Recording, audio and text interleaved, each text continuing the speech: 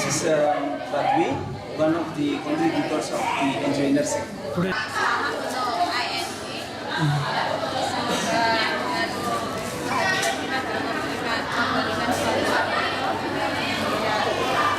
yang terkumpul dalam Enjoy Nursing, kita bisa memberikan kontribusi yang berupaya untuk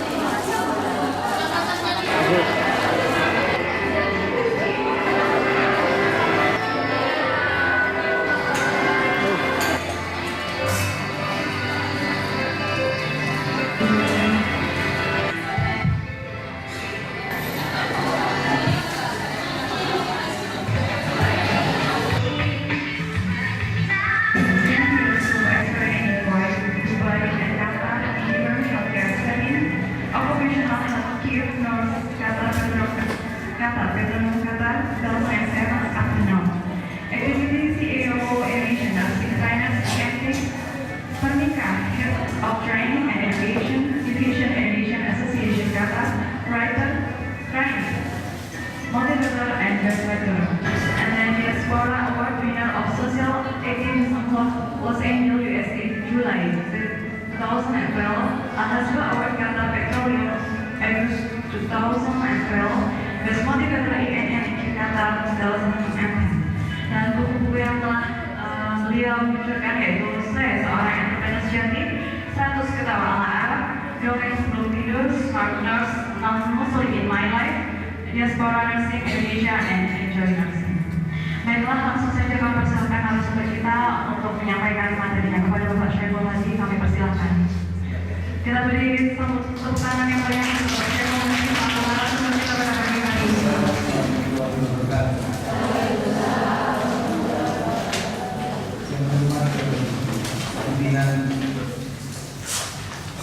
Pimpinan Pak Pembidan Surabaya, staf serta mahasiswa sekalian yang saya cintai.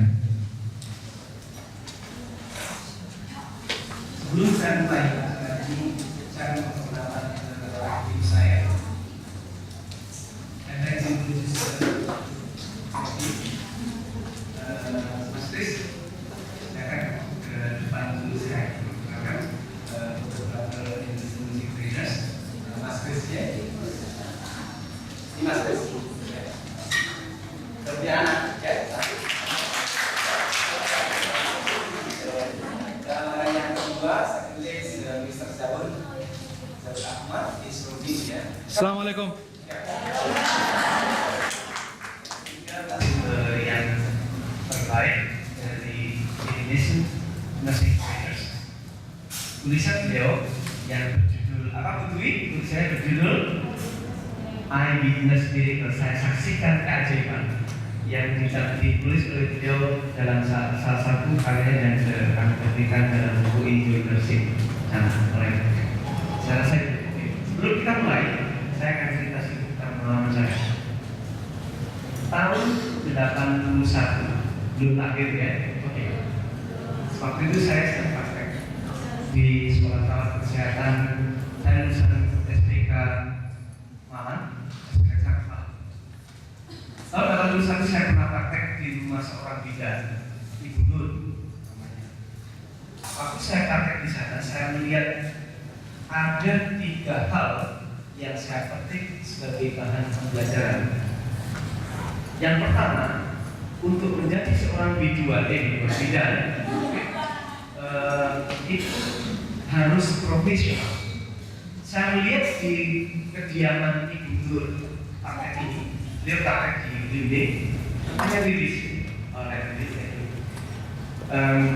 Waktu saya praktek di sana, di rumah Ibu Nur itu dipampang ada plakatnya. Saya tanya Ibu Nur juga lulusan bidan dari mana? Kemudian di klinik beliau ada resepsionisnya, ada pembantu, bahkan Ibu Nur juga mempekerjakan 1 orang bidan yang aslinya itu bertugasnya di rumah sakit saya Malang. Yang pertama saya lihat Ibu Nur ini profesional, punya license, jadi ada surat izin prakteknya, kemudian kliniknya itu kemas profesional, punya pembantu, ya, punya klinik untuk pemeriksaan ibu hamil, bersalin, nifas, ya nama saya kalian ya, atau Bapak Presiden kita nggak sama gitu. Tapi saya merasa bagi saya sepanjang saya bisa melakukan amal baik, bisa beramal, ngasih pengemis itu menurut saya udah kaya. Tapi kayaknya Anda juga punya konsep atau pengertian kaya yang berbeda. Ibu Nur ini, Bidan Nur ini, beliau saya rasa kaya secara fisik, meskipun waktu itu beliau tidak punya mobil, tidak ada kendaraan motor, tidak memiliki sepeda motor, tapi beliau kelihatan kaya sekali. Salah satu tandanya adalah sering kali saya dikasih duit. Enak ya jadi mahasiswa ini ya. Nah, kan saya mari itu, saya dulu dosen itu ya, ada yang beberapa kasih duit ke saya sampai dan sampai begitu saya masih mahasiswa aja udah terkenal, gitu. Dikasih duit sama dosennya, pernah dikasih duit sama dosennya? Enggak pernah. Tapi zaman sekarang dosen pada duit, ya duit. Boleh. Nah, dikasih duit sama guru. Berarti saja guru ini memang kaya. Kriteria pertama kaya, profesional, yang kedua kaya.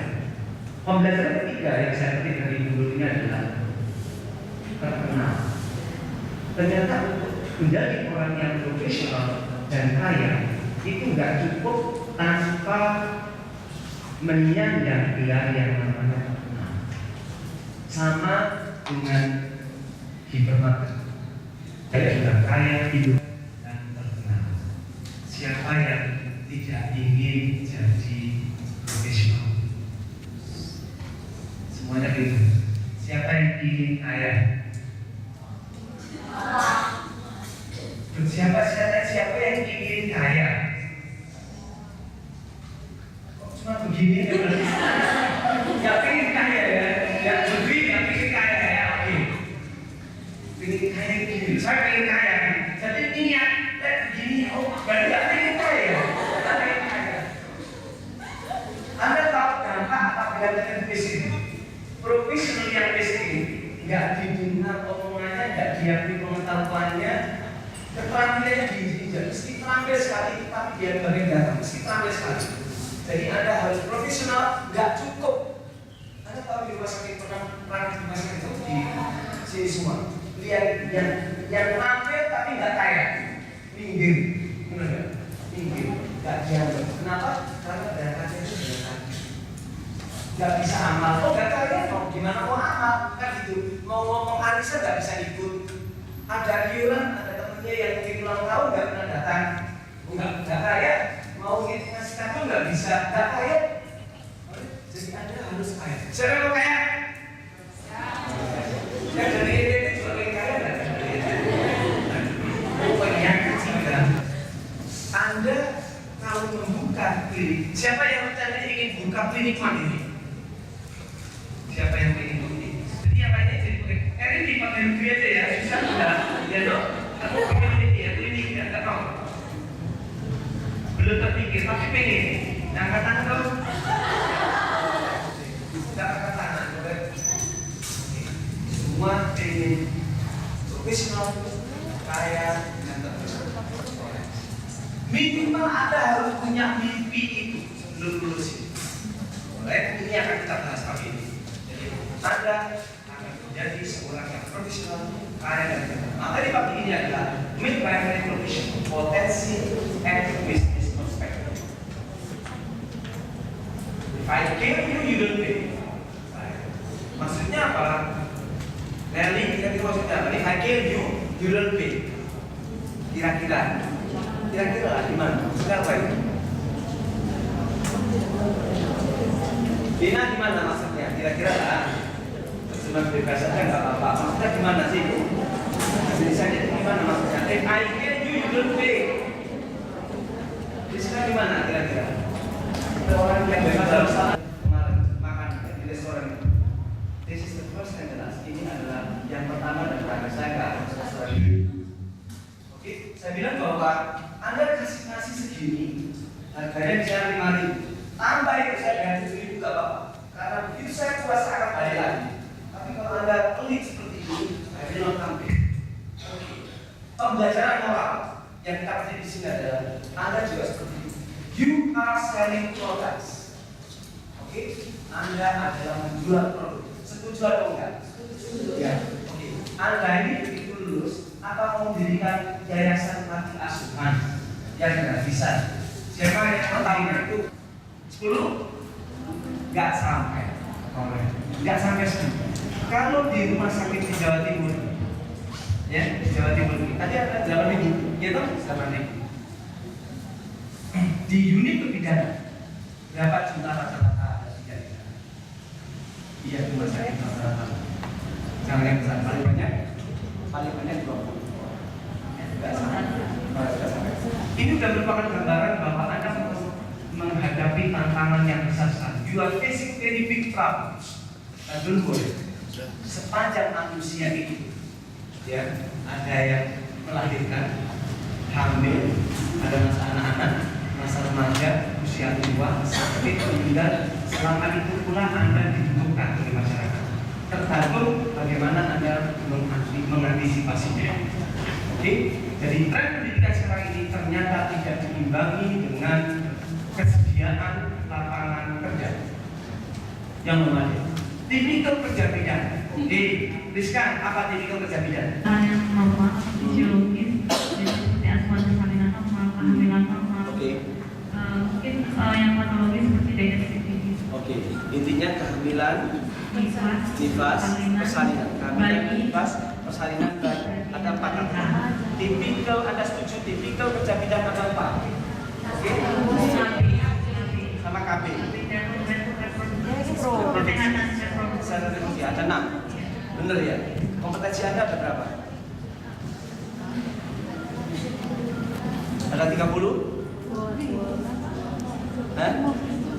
Gak tahu ya, mau lulus ya? Belum tahu kompetensinya orang. Saya kritik orang. Tipikal kerja bidang tadi disebutkan 6 besar. Oke, 6 besar. Nah, ini seandainya. Jangan dari mana? You are from yes. Mau pakai bahasa Madura atau Inggris? Bahasa Indonesia aja. Bapak kerja di mana? Buka toko, dagang. Buka toko. Ibu punya restoran, buka warung. Sekarang seandainya ini lulusan T4, buka warung. Ya, warungnya namanya jangan tulis warung, tapi Jana Restoran. Dia tuh restoran. Ya, dia tetap menyandang gelar sebagai pijat. Siapa yang larang? Gak ada yang larang. Bahkan saat mahasiswa pun seperti ini, misalnya Jana bikin kartu nama, tulis seperti ini, tulisannya Jana Restoran. Namanya di sini Jana siapa? Siti Nur Jana, manajer. Siapa yang larang? Emangnya yang harus manajer itu yang dulu di Bank Indonesia ada? Ya kan boleh, ya kan? Cetak kartu ini, bikin restoran, namanya restoran Jana. Oke? Manajernya seorang bidan. Siapa yang larang? Gak ada yang larang. Oke? Salah satu kiai. Oke, kira-kira Jadi 3 sesi. Sesi pertama 3 pertanyaan, sesi kedua 3 pertanyaan, sesi ketiga 3 pertanyaan. Ya, nanti silakan mau tanya. Mungkin kan di KTAT dilakukan banyak yang bekerja. Seandainya pilih luar negeri itu syarat-syaratnya bagaimana, siapa saja yang mesti dihubungi, mungkin bisa dijelaskan. Terima kasih. Balik dari Imam Muhammad, syaratnya dua. Yang pertama itu Anda harus punya tujuan. Ya, itu harus jawab dulu. Pengennya apa sih keluar negeri? Apa cuma pengen duit aja? Kalau cuma pengen duit aja, nanti saya khawatir setelah punya duit pulang. Karena tujuannya kan itu. Kalau pengennya keluar negeri itu pengen coba bagaimana rasanya naik Emirates Airlines. Setelah merasakan pulang, kan gitu.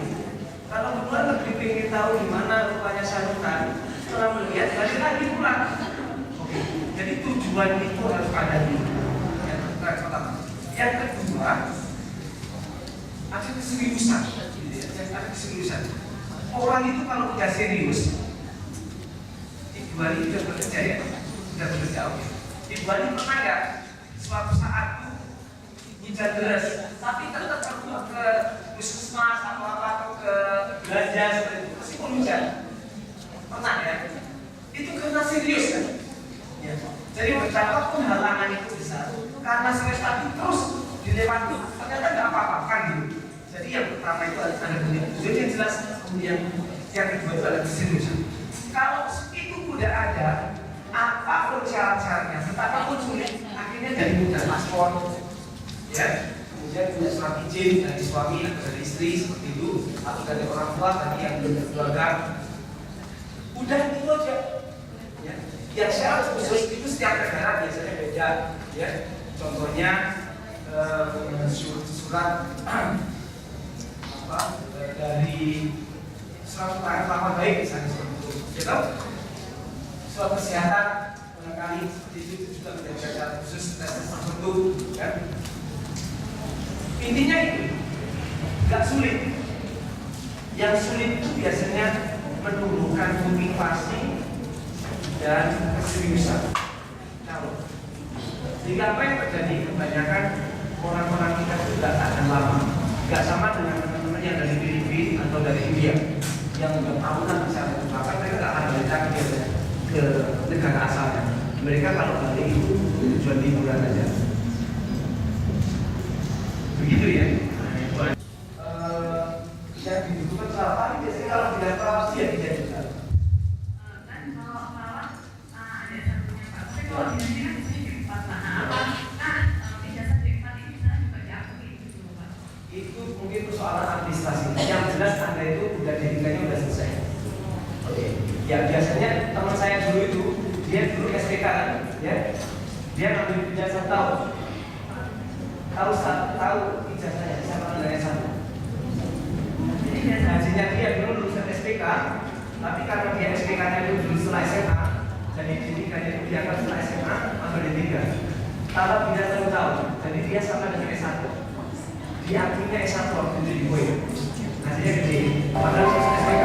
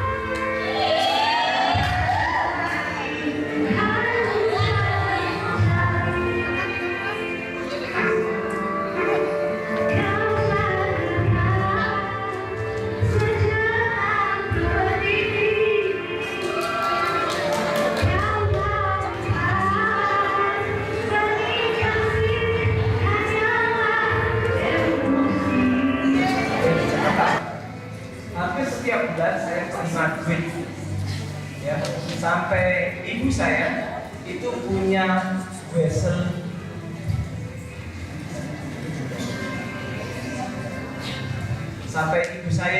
mendiang ibu saya punya wesel langganan, ya.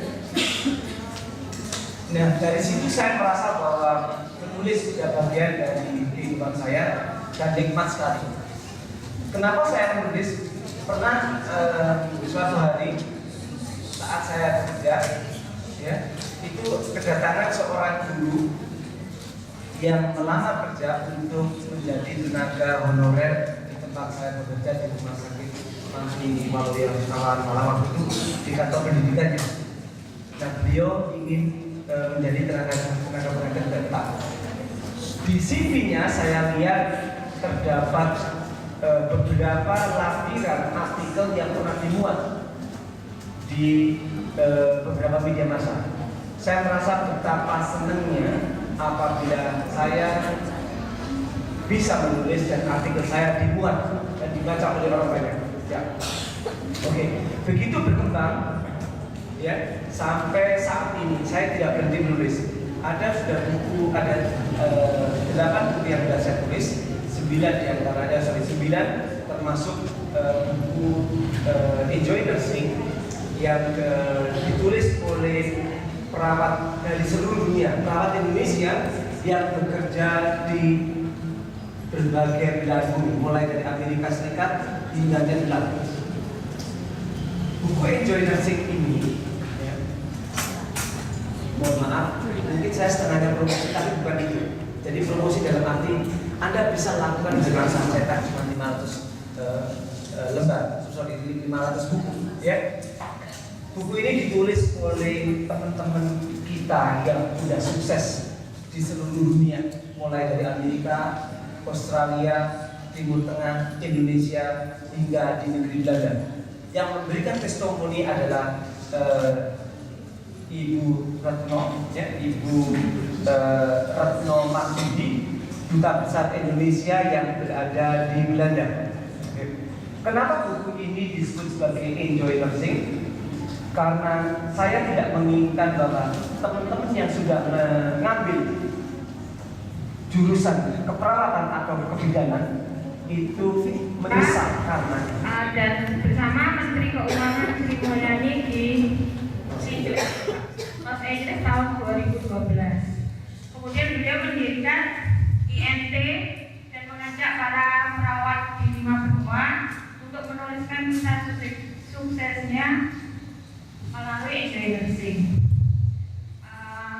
Saya sendiri adalah perawat anak di Rumah Sakit Dr. Sutomo Surabaya. Saya menulis menceritakan bahwa bagaimana kita mendekati pasien secara keseluruhan. Karena perawat ataupun bidan adalah merupakan garda terdepan dari pelayanan kesehatan.